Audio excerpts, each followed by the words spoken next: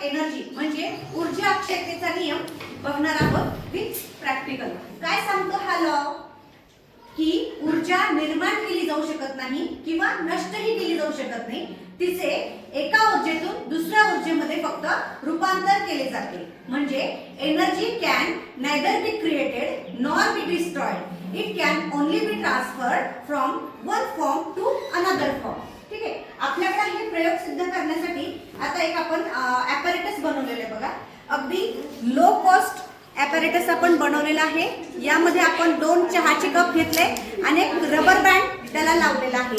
3 rubber आपण त्याला असे लावले, घट्टपणे त्याच्यावर असे गुंडाळलेले आहेत आपण। आता हा रबर ह्या ॲपॅरेटस वरती मी असा घट्ट गुंडाळलाय।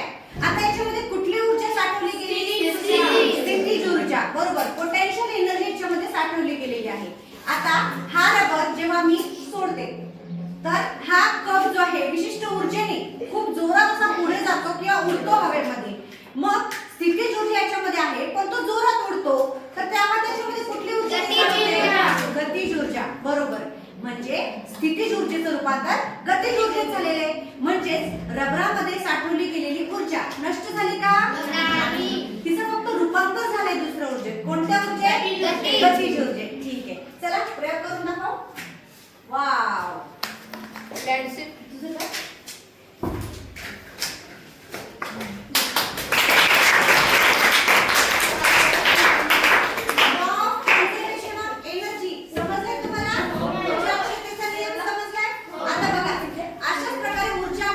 अजून उदाहरणं कोणती आहेत?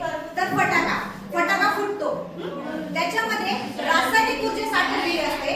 त्या रासायनिक, जेव्हा आपण फटाका पेटवतो तेव्हा रासायनिक ऊर्जेचं रूपांतर प्रकाश ऊर्जा, ध्वनी ऊर्जा आणि उष्णता ऊर्जेमध्ये होतं। म्हणजे ऊर्जेचं रूपांतर एका फॉर्म मधून, एका प्रकारातून दुसऱ्या